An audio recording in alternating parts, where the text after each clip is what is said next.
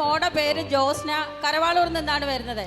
മോള് പറയുന്നത് 6ാം ക്ലാസ്സിൽ പഠിക്കുന്ന സമയം മുതൽ ശ്വാസമുട്ടലുണ്ടായിരുന്നു. അതുമൂലം പൊടി പ്രയാസമായിരുന്നു, രാത്രിയിൽ ഉറങ്ങാൻ പ്രയാസമായിരുന്നു, അതുപോലെ തന്നെ തണുത്ത ആഹാരങ്ങളൊന്നും കഴിക്കാൻ പറ്റത്തില്ലായിരുന്നു. ഇൻഹീലർ ഉപയോഗിക്കുന്നുണ്ടായിരുന്നെന്നാണ് പറയുന്നത്. എന്നാൽ മോള് പറയുന്നത് ഈ മാസം ബ്രദർ വന്ന് സൺഡേയിൽ ഇവിടെ വന്ന് പ്രാർത്ഥിച്ചപ്പോൾ ബ്രദർ രോഗികൾക്ക് വേണ്ടി പ്രാർത്ഥിക്കുകയുണ്ടായി. ആ സമയത്ത് മോള് പറയുന്നത് ആമേൻ, അന്ന് തന്നെ ശ്വാസമുട്ടൽ വിട്ടുപോയി, പിന്നീട് ആ ശ്വാസമുട്ടൽ ഉണ്ടായിട്ടില്ല. ഇപ്പോൾ ഉറങ്ങാൻ കഴിയുന്നുണ്ട്, പൊടിയുടെ പ്രയാസമില്ല, അതുപോലെ തന്നെ തണുത്ത ആഹാരങ്ങൾ കഴിക്കാൻ പറ്റുന്നു എന്നാണ് സാക്ഷ്യപ്പെടുത്തുന്നത്. ഇൻഹേലർ അടിക്കുന്നുണ്ടായിരുന്നോ? നീ ഇൻഹേലർ എടുക്കുന്നുണ്ടായിരുന്നു. എത്ര നാളായിട്ട് ഇൻഹേലർ ഉപയോഗിക്കുന്നുണ്ട്? ഞാൻ 10th തൊട്ട് ഇൻഹേലർ യൂസ് ചെയ്യുന്നുണ്ടായിരുന്നു. 10th തൊട്ട് 10ാം ക്ലാസ് മുതൽ. ഇപ്പം എനിക്ക് തോന്നുന്നു ഒരു 10 വർഷമായിട്ട്, ഒരു 6-7 വർഷമായിട്ട്. നിനക്ക് എത്ര? 21, 22, 7 വർഷമായിട്ട് ഇപ്പം ഇൻഹേലർ ഉപയോഗിക്കുന്നുണ്ട്. അത് കംപ്ലീറ്റ് മാറി, ഇൻഹേലർ ഉപയോഗിക്കുന്നില്ല.